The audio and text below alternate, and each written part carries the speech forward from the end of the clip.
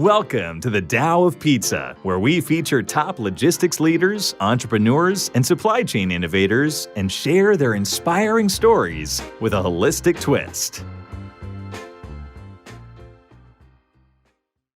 Mark Hiddleson here, host of the Tao Pizza podcast, where I talk with top industry innovators in the warehousing, logistics, and supply chain business with a holistic twist. Before introducing today's guest, this episode is brought to you by Specialized Storage Solutions, Inc. Well, listen, I've been in the logistics and storage industry for several decades, and I know I don't look that old, but it's true. We provide industry-leading warehouse storage solutions nationwide.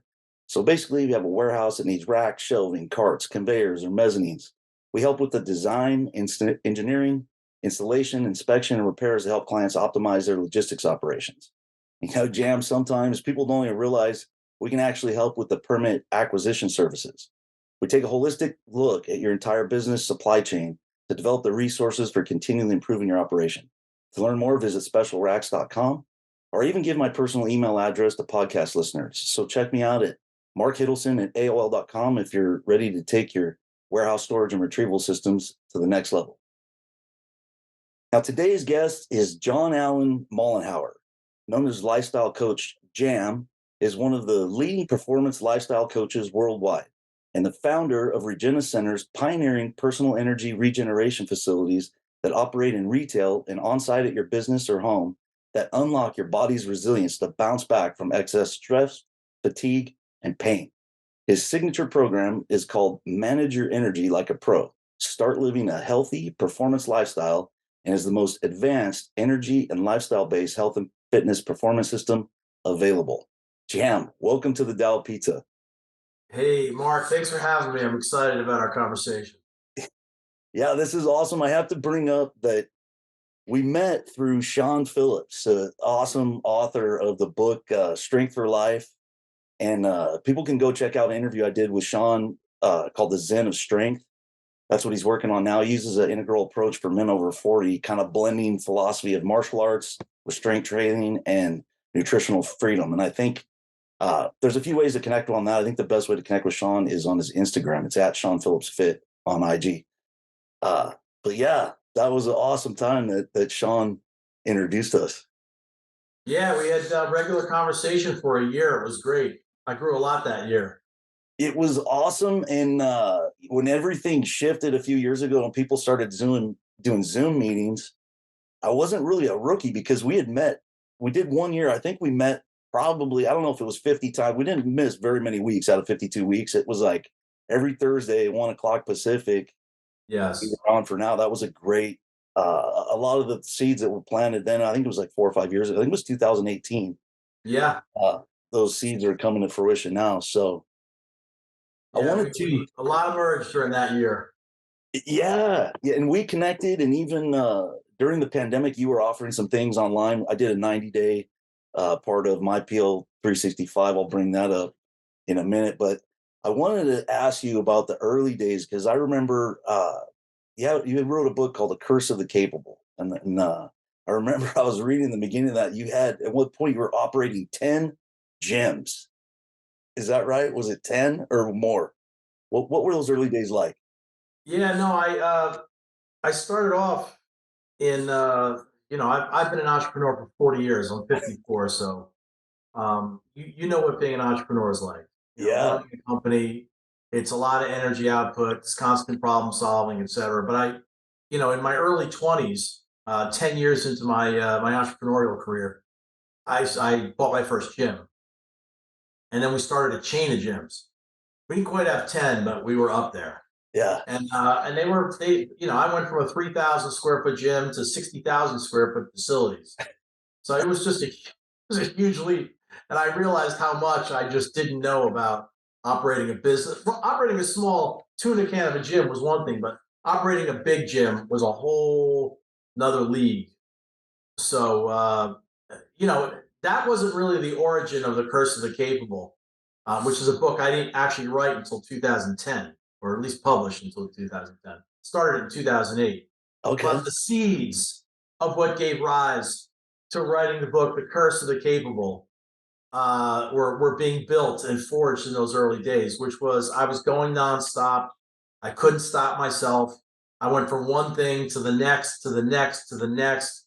And, having come from, some experience in the gym business and, really paying attention to physical culture, I knew a lot about nutrition and I knew a lot about fitness. And even if that wasn't where it is today, my knowledge body's evolved a lot since then.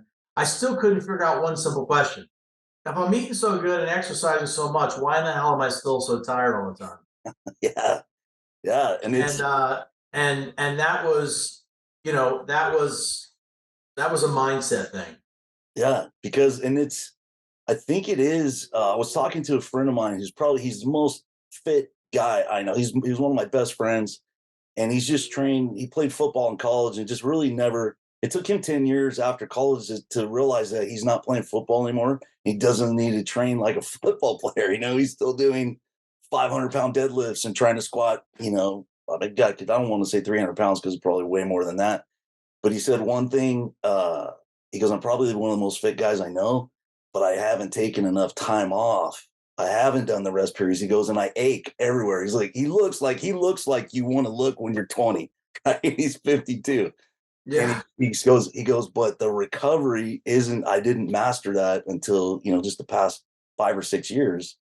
And it's kind of the same thing like you're saying, it's output, output, output training, but where's the recovery, right? Well, and if anybody lives in my orbit for any period of time, they will quickly discover that energy is the primary focus. Managing your energy is really the crux and the core of what I ultimately am helping people live, which is a healthy high performance lifestyle, not an unhealthy high performance lifestyle. Everyone's making attempts at unhealthy high performance, Yeah. and because they're going all day long and they want to do everything and they want to do everything to the nines, and they end up engaging in all these unhealthy uh, high performance practices that literally force you to burn out and ultimately trade your health for success. Even if you're like I was, where you're good at a few things, like I was good at nutrition and I was good at working out, but meanwhile, I'm still suffering from back pain. I'm emotionally erratic. I'm tired all the time. My temper's flaring. Like I have all these symptoms of lack of wellness or well-being that are starting to emerge. But doggone it, I'm eating great and I'm exercising like a pro, but come on, man. Yeah. So energy is really the crux, and learning how to manage it like a pro is really the crux of what I'm teaching. If you don't do that, you don't do anything else right. So Yeah. you can just know everything you want about nutrition, but not be eating that healthy. You could be great at training, but still be suffering from aches and pains, which is sort of like that doesn't seem like those two things should be in the same conversation, right? Or even in communication, a lot of what I'm aware of too is because I've studied a lot about communication, and I've had one of my coaches. I don't know if did you check out the episode with Vicky Delajoyo? She teaches martial arts, but she also teaches, it's called powerful non-defensive communication, because there are things when you're doing all these projects, it's easily to get like completely frustrated sometimes. Like people aren't doing what they said they were going to do. Things aren't going the way. And a lot of times I know the technique. Like I could go through and read you the outline of the book, but you get into one of those conversations and your energy's not centered or whatever. You just skip everything you know. The same thing with nutrition. It was like I know what to eat. And one of these experiences just hit me. I've been reading a lot more and not watching as much TV. And I was like, if I just sit there and veg and watch TV, I kind of want a snack or cookies and stuff. 'Cause, like, I don't even eat cookies. But for some reason, if I'm just vegging out, I start to get those cravings. But if I'm reading a book, I don't. It's like an amazing, like those cravings don't even come up. So everything is kind of connected in the practices that you have, like, and I don't, like, it's not like I'm reading to suppress my appetite, but it's just But at least reading's an engaged process. It's actually a stimulating process. yeah, Right? I mean, unless it's like at 11 o'clock at night where it doesn't make a difference what you stimulate yourself with, you're going to go off the cliff into sleep anyway, right? right. I mean, reading's an engaged process. And when people, um, you know, when you actually slow down, you face your true condition. you face how much energy you actually have. When you're not being stimulated, like it's revealed to you how much energy you actually have. So if you're depleted and you sit in front of the TV, you're gonna have to eat, or else you're gonna fall asleep. Like you have to have something that's stimulating you, or you're gonna definitely fall asleep. And behind that is a whole energy management principle that is huge, and people screw it up all day long. I did it for decades and still only get it 70 to 80% of the time, right? Because when you face your true condition and you're depleted, you also lose your faculties. So it doesn't matter really what you know. I mean, it matters to a certain degree, but you are not going to roll with it. And you brought up a sister point, which is another fundamental of a performance lifestyle or a high performance lifestyle, and that is, if you're tired and you're grounded in your brain, and your brain, like, let's say you're dealing with frustration or an unsustainable situation or something that's gone awry, that's like the two prongs of a perfect storm that is going to cause a lot more problems. Right. Where you're going to start, you start coping with now stress in ways that create more stress because you're not really grounded in your higher self. So you're grounded in your story. Now you're tired at the exact same time. Absolutely. So now you're grounded in your brain, you're tired, and you're dealing with whatever external frustration you're dealing with in the world. And man, in that moment, that's where everybody hits the perfect storm. Yeah. Three storms all collide, and now they'll do exactly what I said earlier. They'll cope with stress in ways that create more stress. They'll drink coffee, they'll eat, they'll watch TV, they'll distract themselves, take some medication, drink, blah, blah, blah, blah. Yeah. And then you're on the wheel. So share some of the things. I know there's a lot of things. It's the most, share some of the things that make it the most advanced energy and lifestyle based health and performance system. Like ways that we source energy. I think you've got some great, just people know food or anything, but how about the sun? How about the earth? Like what are some of the ways that or just share some things that makes your system the, like, quote unquote most advanced for energy? Okay, good. Well, actually, and I can dovetail into that by closing the loop on the previous question, which is, Please. Yeah. what is the curse of a capable person, right? A lot of the people I imagine you're talking to are business owners, they're executives, they're high-performing people. These Absolutely. are people with a lot of responsibility, right? Yeah. And highly capable people, are often driven by their own stories. The same is true for me, right? Yeah. The same still is true for me to a certain degree. Yeah. Right? It's changed a lot now, and I'll get into that in just a second. But we're often driven by our stories, and our stories are usually in comparison to other people. So at the pop culture wise, that's keeping up with the Joneses, Right. right? But it's also, hey, I'm 48, and my other 48-year-old friend is playing this sport, and they're loving life, and they're driving this, and they're living their life in a certain way and experiencing a certain result. How come I'm not getting it? So you drive yourself even harder to get that result, right? So it's a condition called performance addiction.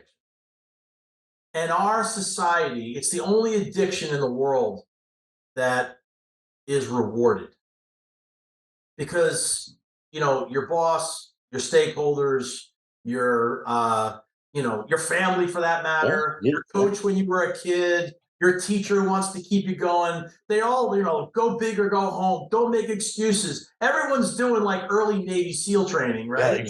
Where that kind of stuff actually matters, right? Because those people are going through 24-hour cycles where they have to get into a country and out and extract two people. And if they don't do it in that exact amount of time, someone's going to die. Yeah. So it's the best way. I told my best friend, we were talking, like, dude, for all these years, I lived my life like every single down was 4th and 2. And he goes, no, man. He goes, it's 2nd and 3, right? Because at 4th and 2, there's only a few plays you can run, right? And everything's like right now, like life. He goes, you got to look at it like it's 2nd and 3. It's like second and 3. You only have to go into a certain gear. Yeah. You know what I mean? You know, you got 2 more downs, Yeah. right? It's only 3 yards. You Yeah. don't have to do 4th and 1. Yeah. And so we were trained Yeah. we had all these stories cookied into our brain Yeah. that kept us going for one motivation or another. That's a whole nother conversation. Yeah. Okay. But it's usually about getting higher performance. Right. And we never learned the lifestyle that supports performance. What we learned were a bunch of quick hacks, usually psychological hacks that get you to perform at a higher level. And we started to formulate stories where, unless we're doing those things, we're not going to get the love, the respect, the accolades or the awards unless we are pushing the nines. And our culture, particularly in America, is built on this. Yeah. So we keep trying to prove ourselves. I did it for decades. Yeah. And I was literally killing myself slowly. So now if you have performance addiction, which, everybody's got a little healthy level of performance addiction, Mark, right? Yeah. I see how you're doing. You see how I'm doing. You pick up a tip from me. You say, oh, wow, if he's able to do that, man, I'd love to do that too. So John, show me how that's done. Or Mark, show me how that's a healthy level of comparison. But man, can it get ugly to where you literally cannot stop yourself and you're going all the time. Now, take that same person and give them a program on sleep and give them a program on healthy eating and a program on this. It doesn't matter. They're going to roll their eyes back because they're not going to stop and do it anyway. Yeah. They literally cannot stop themselves. And the actual performance addiction is not the behavior. The performance addiction is the comparison and the story. The actual behavior turns into, you flip the words, into the addiction to performance. Because now you get wired this way, and now it's your personality. And people will feed it back to you and say, oh, Mark, man, what a kid. Yeah. Mark, nobody sets up warehousing systems as good as you do. You are the best at it, right? Yeah. Now, I'm just picking a fun example, right? No, the people do like, yeah, we got more business. Like, are you going to be able to? Yeah, I was lucky because when I was young, I had a boss who trained me the opposite way. He actually, and he was smart too, because he would tell me things like, and I'm learning this now. He's like, coach that little league team, coach that basketball team. And like, now that I'm fit, that was when I was in my late 20s. And now what I was thinking was like, well, those skills of coaching little league basketball and baseball and all that, it made me a better business person. Not only it recharged my batteries, it was skill sets that I was still giving energy out, but you get so much back. Like when you work And with one kid, it gave you structure. It gave you release. It gave you break time. Exactly. Rejuvenate your spirit time. It gave you all these other things that if you were just literally at like sales all day long on selling systems, Exactly. like you'd be so myopic that you drive yourself straight into the ground. And I was able to create boundaries of tell customers like, hey, no, I got to start coaching at 2:30. So I got to be out of here by noon or whatever. And most people were glad. They're like, oh, you got to coach a team. Like, okay, great. And then if there were some that were like, hey, Mark, like you're saying, well, kids are one thing, but business is business. Those are kind of the clients that I started to shy away from because you only have so much time. Because the people you're working with, you're probably in genuine relationship with. Exactly. They see your life, you learn about their lives, right? And I've always known that about you. That's the kind of flavor you've always given off. You've always, sort of had a light abiding about you. Not so like high strung that you're frenetic and that like we don't have time for that. Let's get on to the next, right? Yeah, you've always been sort of a fun guy to talk to. So my team listens. My team listens to all these, and they see the one you're talking about. Sometimes they feel like it's 4th and 2, but yeah, most of the time there's a balance. Like you had something beautiful. Mark, yeah. Sometimes it's 4th and 2. Yeah. Exactly. Right. So sometimes they're going to see 4th and 2. Yeah. Yeah. So that's part of the big problem that we're really solving. Yeah. Right. When I was sort of melding this whole idea, because I knew as an entrepreneur, I always wanted to develop a big idea. I just didn't know what it was going to be. I also didn't know that the problem was part of my own nature that I was going to be looking to solve, that a lot of people are suffering from. Yeah. And when I used to call it it. I don't know what it is. What is it? Yeah. Why can't I stop myself? Yeah. Everything I do, I have to do so obsessively, or I have to do so at such a high level. I'm trying to prove myself all the time. And it was the underlying performance addiction that then converted to the addiction to performance. So people started feeding it back on me. So now I felt like I had to be a certain way. I couldn't live my life according to my pace, according to getting my own needs met. I had to live according to the life that people were projecting back on me. And, because it was like there was no time to stop. Right. So, it's kind of like you have this image in your head and you feel like you have to live to that image. Anything outside of that self-image just isn't going to happen. So that really is what formulated the big problem. And when I got the idea of which I didn't develop. I didn't develop performance lifestyle. The name, I didn't come up with the name. I didn't come up with the name of a high performance lifestyle, which is a performance lifestyle at the next level, right? All I knew is I wanted to stop these unhealthy performance practices that were driving me into the ground. And I wanted to figure out, how do I live this highly responsible, high energy life that is required of me to fulfill my ambitious goals, but not burn out and not trade my health for that success. I didn't want that anymore. I was sick of it.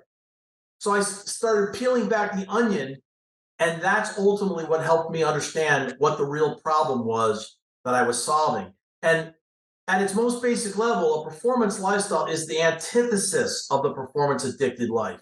You know you're living one when you have peace of mind, when you are living in balance and you have vibrant health, and yet you're still able to crush it.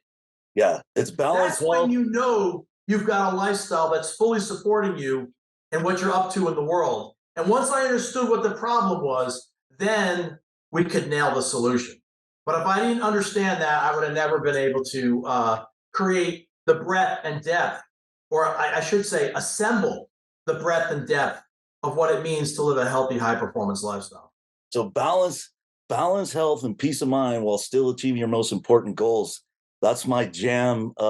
That's one that I ripped off from you that I still use. Almost, it's not really an affirmation, but it's you don't know what you would call that, but just kind of a motto, right? A mantra. Yeah, it's like a motto. How do you achieve even your most ambitious goals while living in balance and vibrant health and peace of mind? How do you do that? Yeah. You gotta know what to do and why. Yeah. You gotta know how to do it and when, at the right level, the right intensity, and the right consistency for you to achieve your desired results, right? Yeah. So, and that's the new definition of balance. So you by definition, Mark, have to know a wider swath of skills. You can't be a one-trick pony, like do a deep dive on nutrition for 2 years, or a deep dive on fitness for 2 years. That's less than 8% of a lifestyle. That's less than 8%. So And if you look at the whole approach, it's probably closer to 3%, albeit very important. We make so much of these two things, but everything else is sort of another track. It's something else. But if you really uh, uh, assemble all the fundamentals of successful living into one thing, which is your lifestyle, which is made up of many things, and you get them all working together, oh my God, that's when that motto can be fulfilled. So what are some of the other things of the fundamentals? So like we mentioned a few, health, nutrition, fitness, that's part of it. The career, relationships, spiritual, what are some of the other areas Well, I got asked a question back in 2008. The full picture of what it means to live a healthy, high performance, if you really want to give it the right description, a balanced and healthy, high performance lifestyle, right? I was asked, and I had a pretty clear picture of what the dots were. I was trying to get them into the right structure and order so that I had a model, right? Right. And a client asked, she said, "Well, I don't see spirituality in it. Wow. Like Okay. it was a slice of, like, to use the Dow pizza, like it was a slice of the pie, right?" Yeah. Yeah. And I'm like, "Well, it's not a slice of the pie. It's all spiritual. Yeah. That's The all. whole thing, right? If Yeah. energy is what we really are, Right. and we experience energy as spirit, then to live a spirit-driven life, it's all spiritual. Right. Everything is an expression of spirit. Yeah. And you brought up a point earlier. Remember when we were talking about the perfect storm? Right. Yeah. When you bring up the perfect storm, you're grounded in your one of the storms is that you're tired and you're grounded in your psychology. You're grounded in your head. You're like a walking thinking thing. Yeah. So whatever miserable situation you're in at the moment is affecting your thinking and you're tired, so you can't even deal with it, Yeah. right? And so you brought up the question, what's another aspect of performance lifestyle? The mother lode of a healthy performance lifestyle is to be grounded in what you really are before who and how you think you are or should be or whatever. Follow? Yeah. In other Exactly. words, we've got to be grounded in spirit. We've got to be grounded in our higher selves, our authentic self, our unlimited power, the divine within, our true nature, our true potential, whatever you want to call it. Right. You got to be grounded in that, Yeah. in right relationship with our head, Yeah. where we are using our head instead of our head using us. And Exactly. to me, that's what I'm really teaching. Exactly. It is. That's what I and you and just about everybody else, that's Yeah. what we really have had to learn. Because if your brain is like your arm. Right. It's a tool. I'm not my arm. Clearly, you could Exactly. lose your arm. I could lose my arm. Now that would Exactly. suck, right? Right. But we're not going to die, Right. assuming we stop the bleeding. So you're not your arm. So you're not your brain and your experience and your thoughts either. Right. So when you're grounded in true grace, now you're able to, like, the zone and flow become your new normal. And now you can start using your head instead of your head using you. Now that is absolutely critical. Like, do you remember we were talking about the book, The Curse of the Capable? Right. When I'll tell you a quick inside story. When we were writing that book, at the end of the 3-year process that took, my co-author, who was a Harvard psychologist, he comes to me and says, "Well, let's do a book tour." And the sort of sub idea of the book was change your story. Right. And I'm like, "Oh, Arthur, I gotta read my own book right now. Yeah. I need a couple of years just to work this out myself." We Yeah. wrote the book when I was in the throes of performance addiction. But I need to like clean up my own head. I don't think I'm in the place right now to like, Yeah. champion, thousands of people about how to change your story. My Oh, yeah. stories are still suck. They're terrible. Right. I need 5 So- years, 5 years to integrate what I wrote in the book and actually live it. Yeah. Exactly. Yeah. So I literally have to put the kibosh on the whole tour and just let the book sit for a couple of years. Uh-huh. So because I didn't understand the full problem of what I was solving at that time. Yeah. And what I learned was this: you can't change a story from within the story itself. So if on one front you're saying, "I can't stop," and then you say, "I need to stop," the operative story in my life is that I can't stop myself. Right. I'm busy all the time. I have all these stories that I've identified with. And now I'm saying, I'm going to stop. Yeah. So I kept chasing my tail. And the people that I was working with, a limited number of people at the time, we're all chasing our tails, because the minute one story changed, another story popped up. And it's because I was living grounded in my psychology. It's that whatever the I you were saying is, like, that I you were talking about isn't even really there. Like, I can't stop. That I doesn't really exist. Well, Why? And it changes when you take a step back. Yeah. And you're now grounded in your higher self, because now I can see the story for what it was, just a story.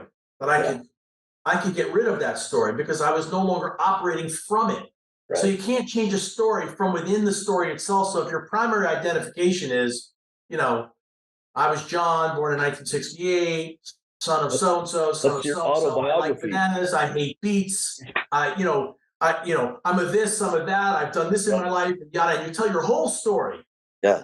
If that's your primary identification, you've completely missed the boat. Right. Absolutely. Because you're the boat, not the ocean.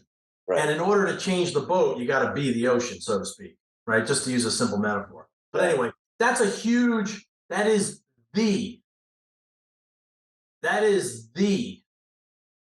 foundation of a performance lifestyle. Because, years ago, I know. Are you asking me any questions, or I'm going to? Well, I want to. It's funny. Ask me a question. I'm going to shut up. Well, I was going to ask you, what are some of the practices, because I've had a few other people when we've talked about this, and then there was a great quote on the Sola Towler, which he's written 12 books. It's funny, like there's a difference in experts, and that's one of the things I liked, and this about. I like to dabble and become sort of an expert, but not really the expert. So I've probably read 20 books on Taoist philosophy. Well, this guy's written 12 books. It was humbling. Oh, wow. The difference of embodying some of these concepts, or just the practice he used. But the example he gave is that what you're trying to do is you're creating conditions for good things to happen, and you just creating those conditions, not really trying to control people or super attached to the results, but you just keep making the space, or creating the container is one of the words. When I was in grad school, they used to say create a container, it's kind of a hokey pokey touchy feel, but you're basically creating the container for the possibilities for your life.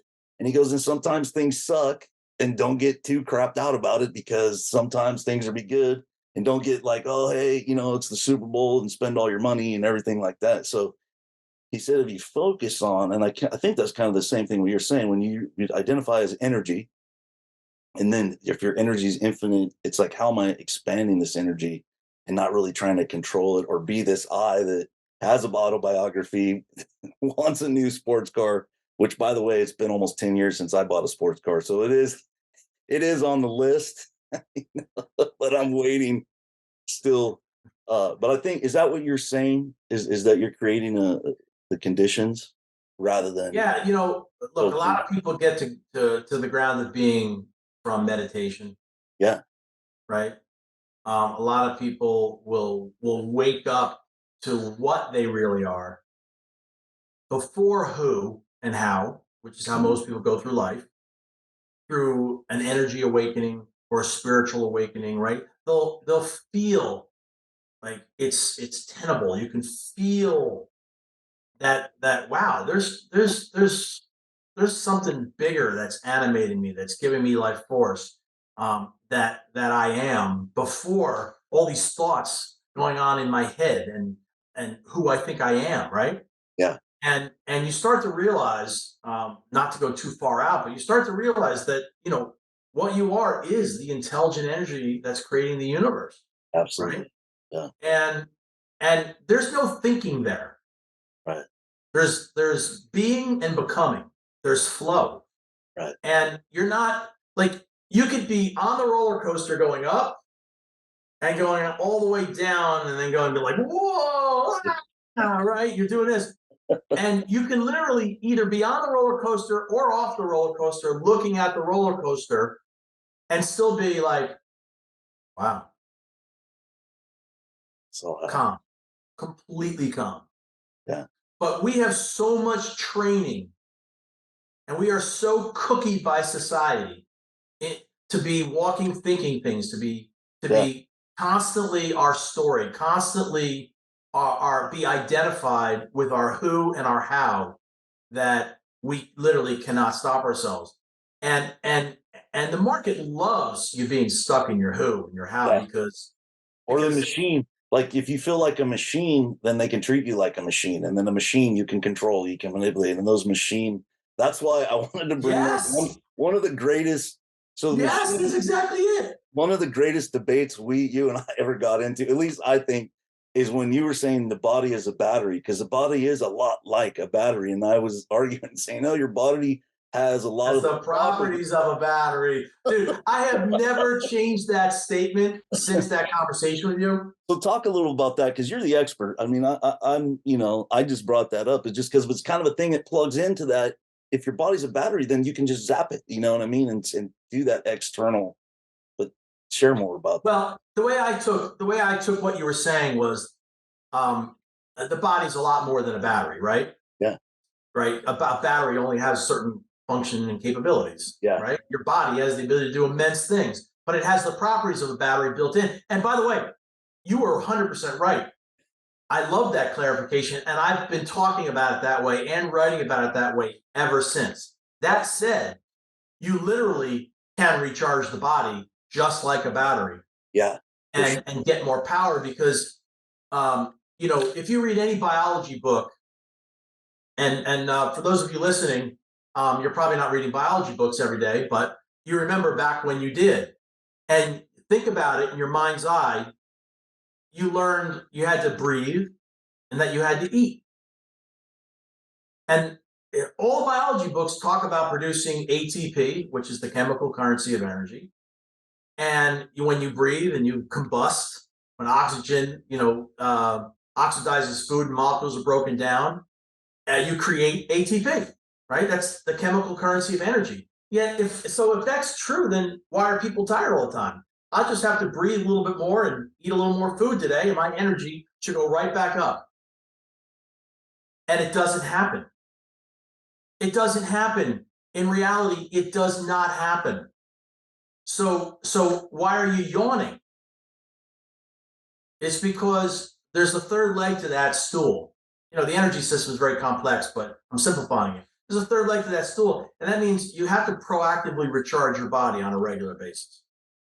And if you think about everything we talked about in the first half of our conversation, Mark, Yeah. now you can see why people don't recharge. When you're hungry, you eat. When you're thirsty, you drink. When you're tired, you reach for supplements, reach for coffee, reach for activity, go for extreme work ethic, go read a book, go watch TV, go tapping, a tapping go work exercise. out, start tapping your head, yada, yada, yada, blah, blah, blah, blah, blah. And none of them, absolutely none of them will ever increase your energy. They will all cost you energy and make you even more tired. So the only thing you can do is regenerate. So you have to know what that energy is, right? And this is the primary energy. This isn't like a lifesaver pack, like what the blue color is. No. Right. This is the energy that's driving the whole show. You have to learn what that energy is and learn how to manage it in your life as what's primary in your life. Because when you're yawning, you are depleting that. And yawning is actually the recharge reflex for your body recharging, regenerating. And people are covering it up. They're like, they want to yawn. So they're like this. They put their hands over their face and they're like, right? They don't want to show anybody that they're yawning. God forbid you let anybody know that you're tired. When in reality, you earned the right for that yawn because you've been kicking butt, right? Yeah. You've been running your center, running your facility, executing, performing, achieving, accomplishment. God forbid you should yawn and actually take in more energy. No, people cover it up every which way to Sunday, and that's why they're tired all the time. So what are some of the things? Back pain, it's like shoulder pain, everything.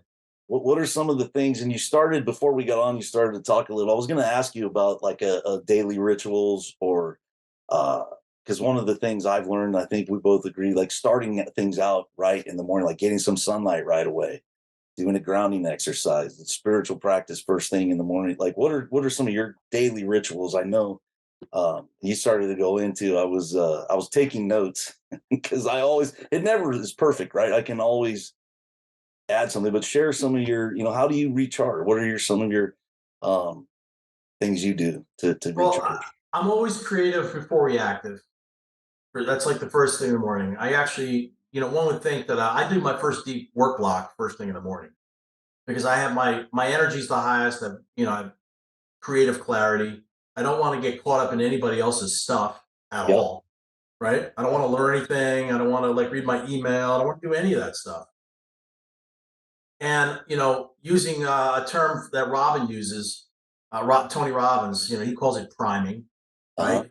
Yeah. Other people, I call it the AM on ramp, right? Before you start driving yourself throughout Yeah. the day, or you're Yeah. being driven, I should say, throughout the day. I want to ramp up into that. I don't want to go straight into that, right?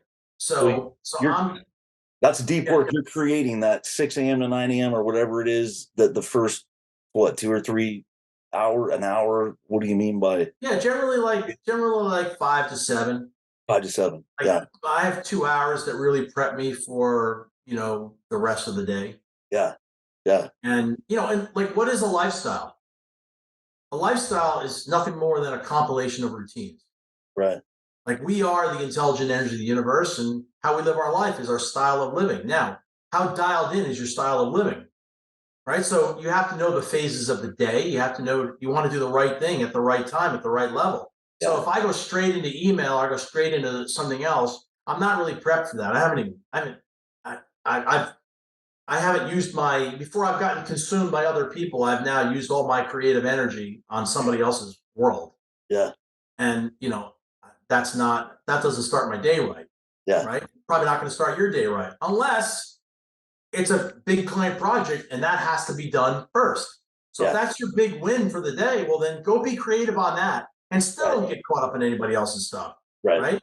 Yeah. Get caught up in the person you're serving. Yeah. So, but generally, you don't have to serve your clients at 5 o'clock in the morning. You're Right? right. Yeah. Yeah. They're happy to wait until 8 or 9. Yeah. And you got to prime yourself. Yeah. You gotta ramp up into the day. And generally those things are the things that I'll do in the morning that are going to take me there. So Yeah. I meditate. Um, I start with gratitude because gratitude is Yeah. that's like the That's the key. what do That's you the want? other That's like level. the go-to thing. Whenever life is challenging you, just be grateful Yeah. for even the challenge that you're facing. Right? Yeah. Especially the challenges. That's what I see missing. Like, I think Andrew Huberman's somebody we've both watched and seen his stuff. He's really smart, great guy in his gratitude practice. And he was saying, I kept waiting for the punchline, like, what makes it awesome? What makes it awesome? Because I think what makes mine awesome, and I think you do this too. I'm grateful for I call it the shit, right? That's the fertilizer. That's the mud that's gonna feed the load. And it's hard sometimes because it's like things don't happen the way you want, and sometimes it's not fair, it's not whatever. And those things are I really try to look at and go, wow, what am I supposed to learn? And sometimes it's corny and sometimes it's True. hard and ugly. But I think being grateful, or even grateful for the relationships with people that piss me off, because usually if somebody pisses you off, they do the stuff that you're doing. That's always the message, right? I mean, Oh yeah. Oh when you're yeah. Like, honest, you're recognizing in that other person what's going on in you, and exactly. you're seeing it in all of its glory. Yeah. You're like, I hate you. You really. But it's always a gift, and I've known Yeah. people that sincerely, really smart, good people, and they're like, I'm not saying I don't accept that, so it's Well, everything that you're explaining, I think, is a perfect example of why I chose to go the lifestyle route. yeah, Because your lifestyle is your style of living, right? yeah, And it's comprised of principles, practices, and strategies. And they all principles and practices, and they all work together to form an approach to life. And we're all improving that endlessly from birth to totally, death. totally, Okay, I think totally. you agree with that. Yeah, it's a work in progress. But from an entrepreneur's point of view, I was like, okay, I'm going to leverage my experience so that I can save other people 20 years or more. Because you don't want to spend your whole life learning how to live.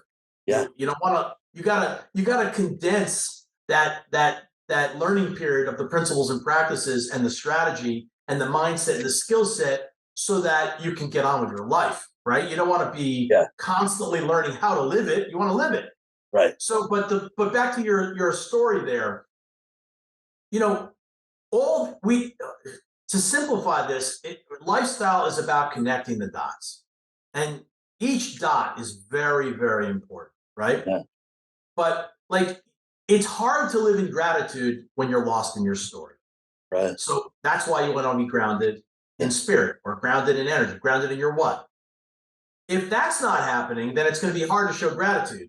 If that is happening, it's much easier to show gratitude in the face of a challenge, because you know the challenge is going to literally build your character. It's a challenge that you're facing, whether you need to or not. It's happening. Yeah. And you know that after it, you're going to be a better man. And you know that life's full of these. Yeah. Right. But if you're lost in your story and you're tired and you're living from the last challenge that you didn't handle that well, you're going to probably miss this one up too. Yeah. So, it's like, that's why it's what we're talking about here is developing a high performance lifestyle, so that we're not, when the next challenge arises, having to go through the same reschooling, right? Only 1 inch better, because that's going to happen anyway. We're going to keep getting better at these things. But my point is we're like, okay, if I'm going to face this world, I've got to be grounded in my higher self. And I got to be in right relationship with my brain, and my brain needs to think real, but be optimistically leaning, right? And I need to make sure that my energy is at a certain, my energy is being managed, and that the way I'm coping with stress is not in unhealthy ways, because I want to be able to function and perform well. And when you dial in all those fundamentals, man, even amidst the most challenging circumstances, life is profoundly easier, right? It's at least simpler. You follow? Yeah. Because I always use this metaphor. If you're being chased by an axe murderer, that's pretty disconcerting, isn't it? Yeah. Like, I would not like that experience. Right. But think about the shift between these two things. An axe murderer you can't see, and one that you can. Right. My confidence goes up profoundly when I can see who's chasing me. Yeah. Because then I can do things. Yeah. So if you don't know the game you're playing and what those fundamentals are, you're going to be chased by symptoms and circumstances that you can't describe and navigate and get beyond with simplicity, and in some cases just absolute ease. They become big things, like you're being chased by an axe murderer and you don't even know where he or she is, right? So I don't like that kind of stress.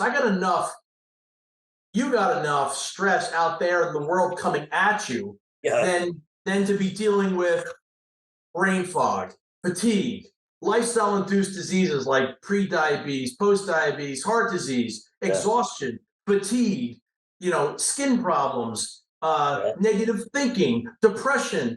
These are all lifestyle-induced. Yeah, so until we optimize the way we live, we're going to be distracted and held back by all these things. So tell us, we're running, I didn't even realize we're running out of time, but what are some of the best ways for people to connect with your program, your systems? And we didn't even talk that much about Regenus Center, because that's another, way. Let's just hit it for 30 seconds, because it's real. I think your listeners will enjoy this. Guys, you can literally recharge your body. The center that I'm in right now is called Regenus Center. REGENUS Center. Yeah. Regenerating us. That's what it stands for, right? Regenus is about regenerating us. And there's all kinds of new recovery technologies that you can use today to speed up recovery. I'm not talking about like rolling your arms after a workout. That used to pass as regeneration. That's not. I'm talking about in the flux of your day, when you start feeling the yawns coming on, you're feeling a dip in the middle of the day, and you can literally proactively recharge your body. And what makes a performance lifestyle a high performance lifestyle is when you, at least one aspect of it is when you actually start to proactively recharge your energy. You're not waiting to get tired to then go do something. You're proactively recharging so that you can stay at peak energy throughout the working hours of the day. You follow? Yeah. And there's technology that enables you to do that. Like one of the key ones is what's called photobiomodulation, changing the body with light. Light was the original. I mean, heck, none of us are even here without the sun. Yeah, absolutely. Oxygen isn't even here without the sun, right? Nothing living is here without the sun. So light literally recharges the body. So you want to get sun and have space and time to recharge, but you also want to use light strategically to recharge your nervous system. And when you do, like you can get up to 4, even up to 5 hours of peak and high performance hours in your day if you give yourself a dose of that during the day. And you can like come to a Regenus Center like mine. You can even put equipment in your place of business so your employees can recharge. Yeah. Like it's like putting a whole body battery charger right in your business to keep your employees at peak energy all week. Yeah. It's, Can you tell it's us? literally transformative. Don't you have clients that have them in their warehouse? Yeah. In We're their, installing these in businesses. We're installing them in people's homes. Now they're not cheap. It's not like right. like a handheld device that you just shine on your eyes. Yeah. Right. No, it's But it's a machine. Yeah.